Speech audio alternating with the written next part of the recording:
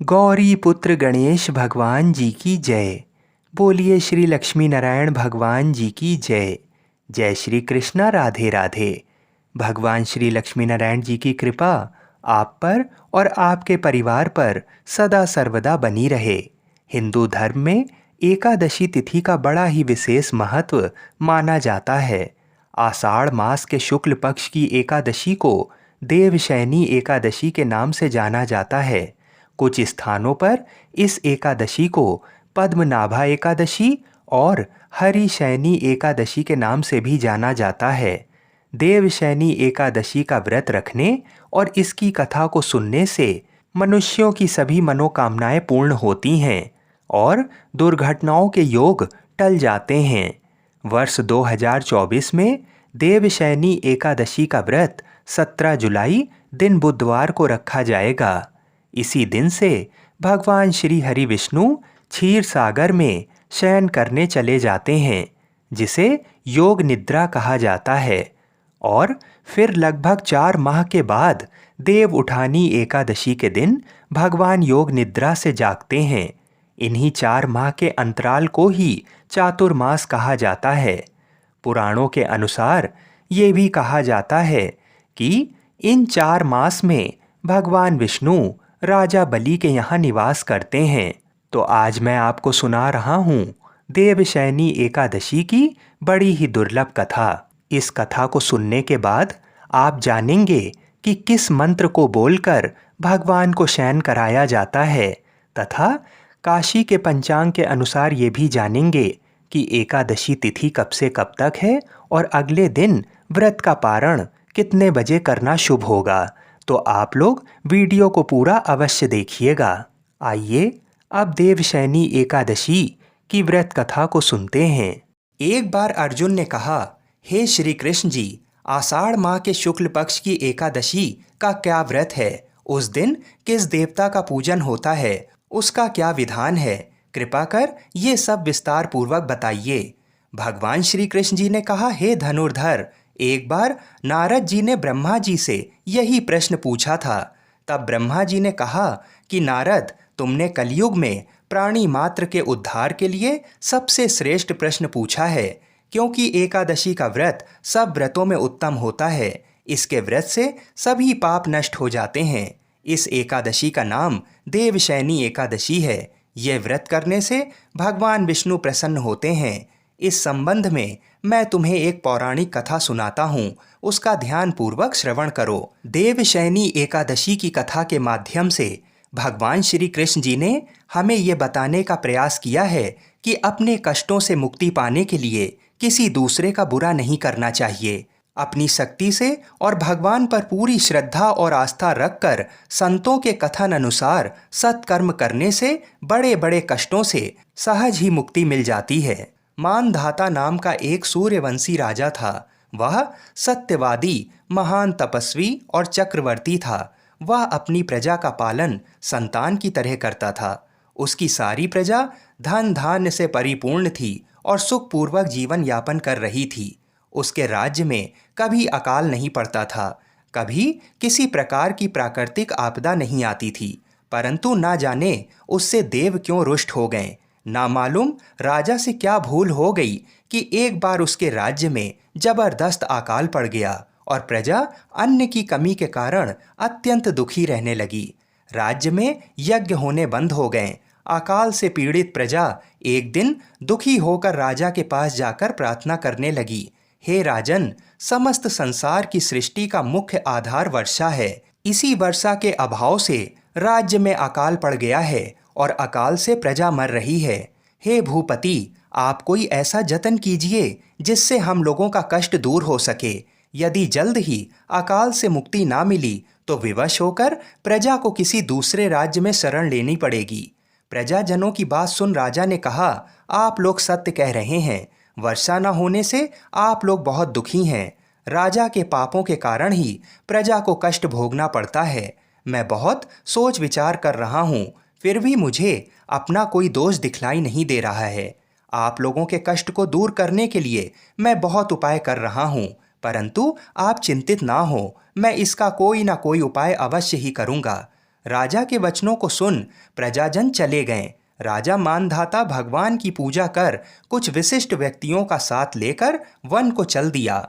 वहां वह ऋषि मुनियों के आश्रम में घूमते घूमते अंत में ब्रह्मा जी के मानस पुत्र अंगिरा ऋषि के आश्रम पर पहुंच गया। रथ से उतरकर राजा आश्रम में चला गया। वहां ऋषि अभी नित्य कर्म से निवृत्त ही हुए थे कि राजा ने उनके सम्मुख पहुंचकर उन्हें प्रणाम किया। ऋषि ने राजा को आशीर्वाद दिया, फिर पूछा, हे राजन, आप इस स्थान पर किस प्रयोजन से पधारे हैं, सो कहिए। राजा ने कहा, हे महर्षि, मेरे राज्य में 3 वर्ष से वर्षा नहीं हो रही है। इससे अकाल पड़ गया है और प्रजा कष्ट भोग रही है। राजा के पापों के प्रभाव से ही प्रजा को कष्ट मिलता है, ऐसा शास्त्रों में लिखा है। आप कृपा कर मेरी इस समस्या का निवारण कर मेरी प्रजा के कष्ट को दूर करने के लिए कोई उपाय बताइए। सब वृतांत सुनने के बाद ऋषि ने कहा, हे राजन, इस सतयुग में धर्म के चारों चरण सम्मिलित हैं। ये युग सभी युगों में उत्तम है। इस युग में केवल ब्राह्मणों को ही तप करने तथा वेद पढ़ने का अधिकार है, किंतु आपके राज्य में एक शूद्र तप कर रहा है। इसी दोष के कारण आपके राज्य में वर्षा नहीं हो रही है। यदि आप प्रजा का कल्याण चाहते हैं तो शीघ्र ही उस शूद्र का वध कर दीजिए। जब तक आप ये कार्य नहीं कर लेते तब तक आपका राज्य अकाल की पीड़ा से कभी मुक्त नहीं हो सकता। ऋषि के वचन सुन राजा ने कहा, हे मुनि श्रेष्ठ, मैं उस निरपराध तप करने वाले शूद्र को नहीं मार सकता। किसी निर्दोष मनुष्य की हत्या करना मेरे नियमों के विरुद्ध है और मेरी आत्मा इसे किसी भी स्थिति में स्वीकार नहीं करेगी। आप इस दोष से मुक्ति का कोई दूसरा उपाय बताइए। राजा को विचलित जान ऋषि ने कहा, हे राजन, यदि आप ऐसा ही चाहते हैं तो आषाढ़ माह के शुक्ल पक्ष की देवशैनी नाम की एकादशी का विधान पूर्वक व्रत करो। इस व्रत के प्रभाव से तुम्हारे राज्य में वर्षा होगी और प्रजा भी पूर्व की भांति सुखी हो जाएगी, क्योंकि इस एकादशी का व्रत सिद्धियों को देने वाला है और कष्टों से मुक्त करने वाला है। ऋषि के इन वचनों को सुनकर राजा अपने नगर वापस आ गया और विधान पूर्वक देवशैनी एकादशी का व्रत किया। इस व्रत के प्रभाव से राज्य में अच्छी वर्षा हुई और प्रजा को अकाल से मुक्ति मिली। इस व्रत के करने से भगवान विष्णु प्रसन्न होते हैं, अतः मोक्ष की इच्छा रखने वाले मनुष्यों को इस एकादशी का व्रत अवश्य करना चाहिए। चातुर्मास व्रत भी इसी एकादशी के व्रत से आरंभ किया जाता है। देवशैनी एकादशी को सौभाग्य की एकादशी के नाम से भी जाना जाता है। पद्म पुराण का दावा है कि इस दिन उपवास करने से जानबूझकर या अनजाने में किए गए पापों से मुक्ति मिलती है। ब्रह्मवैवर्त पुराण के अनुसार देवशैनी एकादशी का व्रत करने से मनुष्यों की सभी मनोकामनाएं पूर्ण होती हैं। शास्त्रों के अनुसार चातुर्मास में 16 संस्कारों का आदेश नहीं है। भगवान श्री कृष्ण जी के अनुसार कुछ चीज़ों का त्याग कर देने से हमें मनोवांछित फल की प्राप्ति होती है। जैसे मधुर स्वर के लिए गुड़ का त्याग कर दें, दीर्घायु अथवा पुत्र पौत्रादि की प्राप्ति के लिए तेल का त्याग कर दें, शत्रुनाश आदि के लिए कड़वे तेल का त्याग करना चाहिए, सौभाग्य के लिए मीठे तेल का त्याग करना चाहिए, स्वर्ग प्राप्ति के लिए पुष्प आदि भोगों का त्याग करना चाहिए। आइए अब जानते हैं कि वो कौन सा मंत्र है जिसे बोलकर भगवान को शयन कराया जाता है। शास्त्रों में एक मंत्र का उल्लेख मिलता है। अगर हम उस मंत्र से देवशैनी एकादशी के दिन श्री हरि का पूजन करते हैं तो हमारे समस्त पापों का नाश होता है और परिवार में सुख समृद्धि आती है और भगवान विष्णु जी की कृपा से बिगड़े काम बन जाते हैं। वह मंत्र है, सुप्ते त्वयि जगन्नाथ जमत सुप्तम भवेदिदम विबुद्धे त्वयि बुद्धम चा जगत सर्व चराचरम। आइए अब काशी के पंचांग के अनुसार जान लेते हैं कि एकादशी तिथि कब से कब तक है। एकादशी तिथि प्रारंभ होगी 16 जुलाई को रात 8:33 से और अगले दिन एकादशी तिथि समाप्त होगी 17 जुलाई को रात 9:02 पर।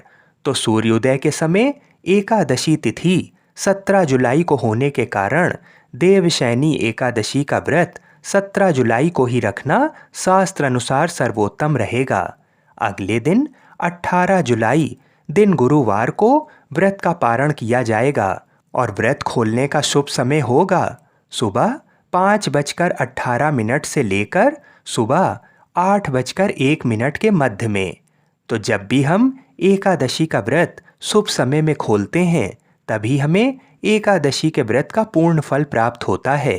आइए अब बड़े ही प्रेम से भगवान श्री तिरुपति बालाजी की कथा को सुनते हैं। इस कथा को सुनने से अपार धन संपत्ति की प्राप्ति होती है तथा सभी मनोकामनाएं पूर्ण हो जाती हैं। बोलिए श्री लक्ष्मी नारायण भगवान की जय। तिरुपति बालाजी मंदिर भारत का एक प्रसिद्ध मंदिर है और इस मंदिर में भगवान विष्णु जी के एक अवतार स्वामी वेंकटेश्वर जी विराजमान हैं। इसी वजह से मंदिर को प्रसिद्ध रूप से स्वामी वेंकटेश्वर मंदिर के नाम से भी जाना जाता है। भगवान वेंकटेश्वर को विष्णु जी का एकमात्र उस रूप से जाना जाता है जिन्होंने कलयुग के कष्टों से लोगों को बचाने के लिए अवतार लिया है। एक बार समस्त देवताओं ने मिलकर एक यज्ञ करने का निश्चय किया। यज्ञ की तैयारी पूर्ण हो गई। तभी वेद ने एक प्रश्न किया तो एक व्यवहारिक समस्या आ खड़ी हुई। ऋषि मुनियों द्वारा किए जाने वाले यज्ञ की हविष तो देवगण ग्रहण करते थे, लेकिन देवों द्वारा किए गए यज्ञ की पहली आहुति किसकी होगी, यानी सर्वश्रेष्ठ देव का निर्धारण जरूरी था, जो फिर अन्य सभी देवों को यज्ञ भाग प्रदान करें। ब्रह्मा विष्णु महेश परमात्मा थे।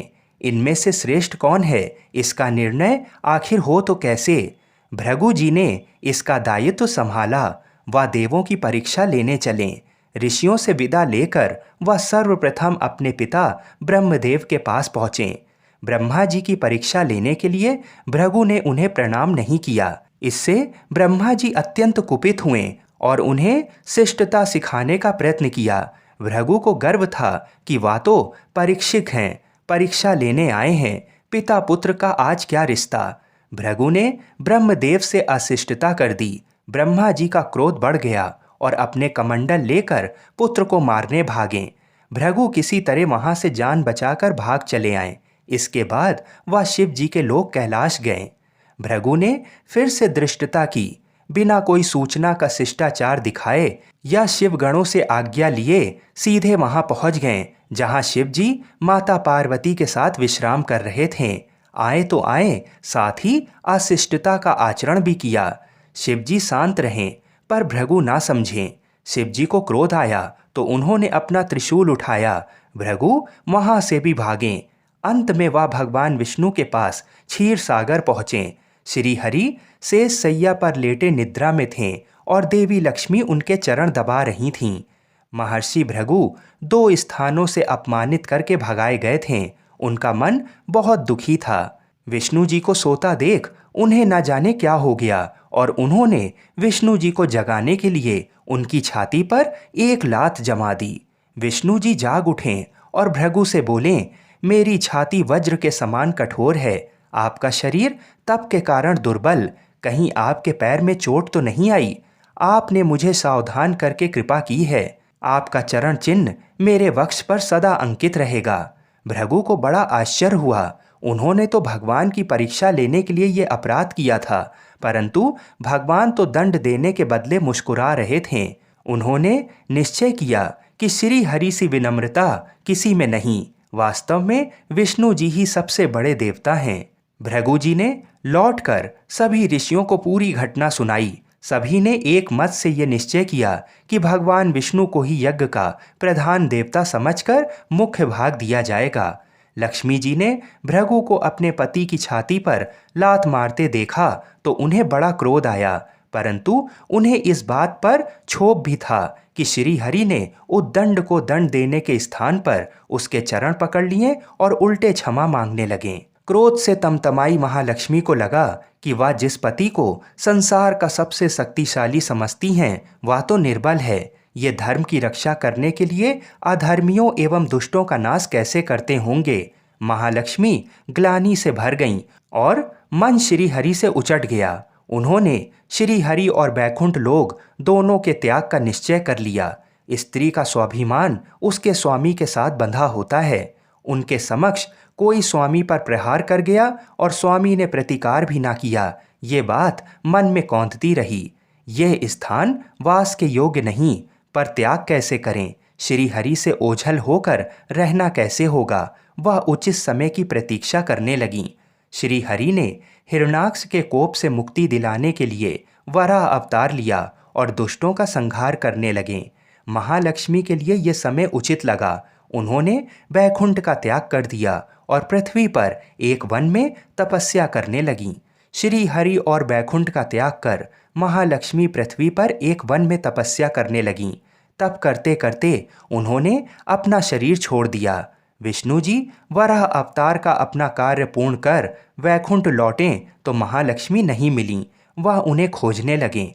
श्री हरि ने उन्हें तीनों लोकों में खोजा, किंतु तप करके माता लक्ष्मी ने भ्रमित करने की अनुपम शक्ति प्राप्त कर ली थी।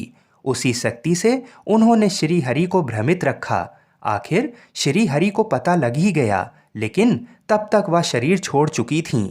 दिव्य दृष्टि से उन्होंने देखा कि लक्ष्मी जी ने चोल राज के घर में जन्म लिया है।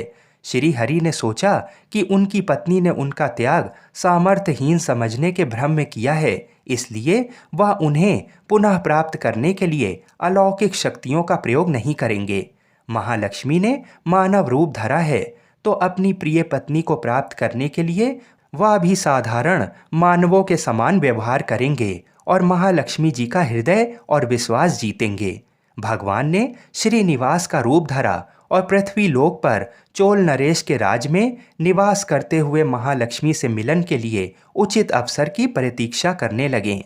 राजा आकाश राज निसंतान थे। उन्होंने सुखदेव जी की आज्ञा से संतान प्राप्ति यज्ञ किया। यज्ञ के बाद यज्ञशाला में राजा को हल जोतने को कहा गया।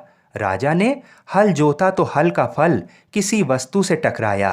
राजा ने उस स्थान को खोदा तो एक पेटी के अंदर सहस्त्र दल कमल पर एक कन्या विराज रही थी। वह महालक्ष्मी जी थीं। राजा के मन की मुराद पूरी हो गई थी। चूंकि कन्या कमल के फूल में मिली थीं, इसलिए उनका नाम रखा गया पद्मावती। पद्मावती नाम के अनुरूप ही रूपवती और गुणवती थीं। साक्षात लक्ष्मी जी का अवतार पद्मावती विवाह के योग्य हुईं। एक दिन वह बाग में फूल चुन रही थीं। उस वन में बालाजी यानी कि श्रीनिवास जी आखेट के लिए आए थे। उन्होंने देखा कि एक हाथी एक युवती के पीछे पड़ा है और डरा रहा है। राजकुमारी के सेवक भाग खड़े हुए। श्रीनिवास जी ने तीर चलाकर हाथी को रोका और पद्मावती की रक्षा की। श्रीनिवास और पद्मावती ने एक दूसरे को देखा और एक दूसरे पर मोहित हो गए। दोनों के मन में परस्पर अनुराग पैदा हुआ, लेकिन दोनों बिना कुछ कहे अपने अपने घर लौट गए। श्रीनिवास जी घर तो लौट आए, लेकिन मन पद्मावती में ही बस गया। वह पद्मावती का पता लगाने के लिए उपाय सोचने लगे। उन्होंने ज्योतिषी का रूप धरा और भविष्य वाचने के बहाने पद्मावती को ढूंढने निकले। धीरे धीरे ज्योतिषी श्रीनिवास की ख्याति पूरे चोल राज में फैल गई। पद्मावती के मन में भी श्रीनिवास के लिए प्रेम हुआ था। वह उनसे मिलने को व्याकुल थीं, किंतु कोई पता ठिकाना न होने के कारण उनका मन चिंतित था। इस चिंता और प्रेम विरह में उन्होंने भोजन श्रृंगार आदि का त्याग कर दिया। इसके कारण उनका शरीर कृशकाय होता चला गया। राजा से पुत्री की ये दशा देखी नहीं जा रही थी। वह चिंतित थे। ज्योतिषी की प्रसिद्धि की सूचना राजा को भी हुई। राजा ने ज्योतिषी श्रीनिवास को बुलाया और सारी बात बताकर अपनी कन्या की दशा का कारण बताने को कहा। श्रीनिवास राजकुमारी का हाल समझने पहुँचे तो पद्मावती को देखकर प्रसन्न हो गए। उनका उपक्रम सफल रहा था। उन्होंने पद्मावती का हाथ अपने हाथ में लिया। कुछ देर तक पढ़ने का स्वांग करने के बाद बोले, महाराज, आपकी पुत्री प्रेम के विरह में जल रही है। आप इनका शीघ्र विवाह कर दें तो स्वस्थ हो जाएंगी। पद्मावती ने अब श्रीनिवास की ओर देखा। देखते ही पहचान लिया। उनके मुख पर प्रसन्नता के भाव आए और वह हंसी। काफी दिनों बाद पुत्री को प्रसन्न देख राजा को लगा कि ज्योतिषी का अनुमान बिल्कुल सही है। राजा ने श्रीनिवास जी से पूछा, ज्योतिषी महाराज, यदि आपको ये पता है कि मेरी पुत्री प्रेम के विरह में पीड़ित है, तो आपको ये भी सूचना होगी कि मेरी पुत्री को किससे प्रेम है। उसका विवाह करने को मैं तैयार हूँ, आप उसका परिचय दें। श्रीनिवास जी ने कहा, आपकी पुत्री एक दिन वन में फूल चुनने गई थी। एक हाथी ने उन पर हमला किया तो आपके सैनिक और दासियां भाग खड़ी हुईं। राजकुमारी के प्राण एक धनुर्धर ने बचाए थे। राजा ने कहा, हाँ, मेरे सैनिकों ने बताया था कि एक दिन ऐसी घटना हुई थी। एक वीर पुरुष ने उसके प्राण बचाए थे। लेकिन मेरी पुत्री के प्रेम से उस घटना का क्या तात्पर्य। श्रीनिवास जी ने कहा, आपकी पुत्री को अपनी जान बचाने वाले उसी युवक से प्रेम हुआ है। राजा के पूछने पर श्रीनिवास ने कहा, वह कोई साधारण युवक नहीं है, बल्कि शंख चक्रधारी स्वयं भगवान विष्णु हैं। इस समय वैकुंठ को छोड़कर मानव रूप में श्रीनिवास के नाम से पृथ्वी पर वास कर रहे हैं। आप पुत्री का विवाह उनसे करें, मैं इसकी सारी व्यवस्था करा दूंगा। ये बात सुनकर राजा प्रसन्न हो गए कि स्वयं भगवान विष्णु उनके जमाई बनेंगे। श्रीनिवास और पद्मावती जी का विवाह तय हो गया। श्रीनिवास रूप में श्री हरि ने सुखदेव के माध्यम से समस्त देवी देवताओं को अपने विवाह की सूचना भिजवा दी। सुखदेव की सूचना से सभी देवी देवता अत्यंत प्रसन्न हुए। देवी देवता श्रीनिवास जी से मिलने और बधाई देने पृथ्वी पर पहुंचे, परंतु श्रीनिवास जी को खुशी के बीच एक चिंता भी होने लगी। देवताओं ने पूछा, भगवान, संसार की चिंता हरने वाले आप इस उत्सव के मौके पर इतने चिंतातुर क्यों हैं। तब श्रीनिवास जी ने कहा, चिंता की बात है, धन का अभाव। महालक्ष्मी ने मुझे त्याग दिया है, इस कारण धनहीन हो चुका हूँ। स्वयं महालक्ष्मी ने तब से शरीर त्याग मानव रूप लिया है और पिछली स्मृतियों को गुप्त कर लिया है। इस कारण उन्हें ये सूचना नहीं है कि वह महालक्ष्मी का ही स्वरूप हैं। वह तो स्वयं को राजकुमारी पद्मावती ही मानती हैं। मैंने निर्णय किया है कि जब तक उनका प्रेम पुनः प्राप्त नहीं करता, अपनी माया का उन्हें आभास नहीं कराऊंगा।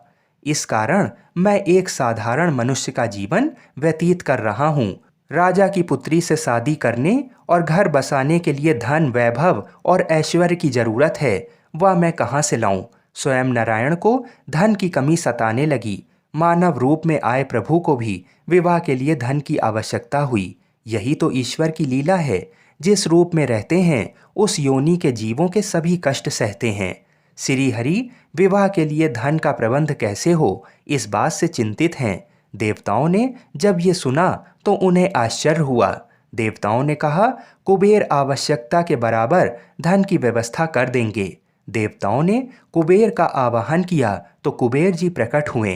कुबेर ने कहा, ये तो मेरे लिए प्रसन्नता की बात है कि आपके लिए मैं कुछ कर सकूं। प्रभु, आपके लिए धन का तत्काल प्रबंध करता हूँ। कुबेर का कोष आपकी कृपा से ही रक्षित है। तब श्री हरि जी ने कुबेर से कहा, यक्ष राउस, आपको भगवान भोलेनाथ ने जगत और देवताओं के धन की रक्षा का दायित्व सौंपा है। उसमें से धन मैं अपनी आवश्यकता के हिसाब से ले लूंगा, लेकिन मेरी एक शर्त है। ये सुनकर सभी देवता आश्चर्य में पड़ गए। श्री हरि ने कहा, ब्रह्मा जी और शिव जी साक्षी रहें, कुबेर से धन ऋण के रूप में लूंगा, जिसे भविष्य में ब्याज सहित चुकाऊंगा। श्री हरि की बात से कुबेर समेत सभी देवता विस्मय में एक दूसरे को देखने लगे। कुबेर बोले, भगवान, मुझसे कोई अपराध हुआ तो उसके लिए क्षमा कर दें, पर ऐसी बात ना कहें। आपकी कृपा से विहीन होकर मेरा सारा कोष नष्ट हो जाएगा। हरि ने कुबेर को निश्चिंत करते हुए कहा, आपसे कोई अपराध नहीं हुआ है। मैं मानव की कठिनाई का अनुभव करना चाहता हूँ।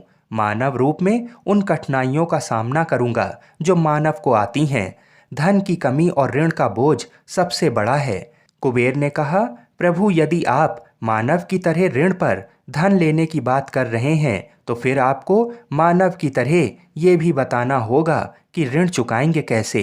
मानव को ऋण प्राप्त करने के लिए कई शर्तें झेलने पड़ती हैं। श्रीनिवास जी ने कहा, कुबेर, ये ऋण मैं नहीं, मेरे भक्त चुकाएंगे, लेकिन मैं उनसे भी कोई उपकार नहीं लूँगा। मैं अपनी कृपा से उन्हें धनवान बनाऊंगा। कलयुग में पृथ्वी पर मेरी पूजा धन, ऐश्वर्य और वैभव से परिपूर्ण देवता के रूप में होगी। मेरे भक्त मुझसे धन, वैभव और ऐश्वर्य की मांग करने आएंगे। मेरी कृपा से उन्हें ये प्राप्त होगा। बदले में भक्तों से मैं दान प्राप्त करूंगा जो चढ़ावे के रूप में होगा। मैं इस तरह आपका ऋण चुकाता रहूंगा। कुबेर जी ने कहा, भगवान, कलयुग में मानव जाति धन के विषय में बहुत विश्वास के योग्य नहीं रहेगी। उन पर आवश्यकता से अधिक विश्वास करना क्या उचित होगा? तब श्रीनिवास जी बोले, शरीर त्यागने के बाद तिरुपति के तिरुमला पर्वत पर बालाजी के नाम से लोग मेरी पूजा करेंगे। मेरे भक्तों की अटूट श्रद्धा होगी। वह मेरे आशीर्वाद से प्राप्त धन में मेरा हिस्सा रखेंगे। इस रिश्ते में ना कोई दाता है और ना कोई याचक। हे कुबेर, कलयुग के आखिरी तक भगवान बालाजी धन, ऐश्वर्य और वैभव के देवता बने रहेंगे। मैं अपने भक्तों को धन से परिपूर्ण करूंगा तो मेरे भक्त दान से न केवल मेरे प्रति अपना ऋण उतारेंगे बल्कि मेरा ऋण उतारने में भी मदद करेंगे। इस तरह कलयुग की समाप्ति के बाद मैं आपका मूल धन लौटा दूंगा। कुबेर जी ने श्री हरि द्वारा भक्त और भगवान के बीच एक ऐसे रिश्ते की बात सुनकर उन्हें प्रणाम किया और धन का प्रबंध कर दिया। भगवान श्रीनिवास जी और कुबेर के बीच हुए समझौते के साक्षी स्वयं ब्रह्मा और शिव जी हैं। दोनों वृक्ष रूप में साक्षी बन गए। आज भी पुष्करिणी के किनारे ब्रह्मा और शिव जी बरगद के पेड़ के रूप में साक्षी बनकर खड़े हैं। ऐसा कहा जाता है कि निर्माण कार्य के लिए स्थान बनाने के लिए इन दोनों पेड़ों को जब काटा जाने लगा तो इनमें से खून की धारा फूट पड़ी। पेड़ काटना बंद करके उसकी देवता की तरह पूजा होने लगी। श्रीनिवास जी और पद्मावती जी की शादी पूरे धूमधाम से हुई, जिसमें सभी देवगण पधारे। भक्त मंदिर में दान देकर भगवान पर चढ़ा ऋण उतार रहे हैं, जो कलयुग के अंत तक जारी रहेगा। बोलिए श्री लक्ष्मी नारायण भगवान की जय। बोलिए श्री तिरुपति बालाजी की जय। बोलिए श्री तुलसी शालिग्राम जी की जय। बोलिए श्री श्रीनिवास जी और पद्मावती माता की जय। जय श्री राधे कृष्ण।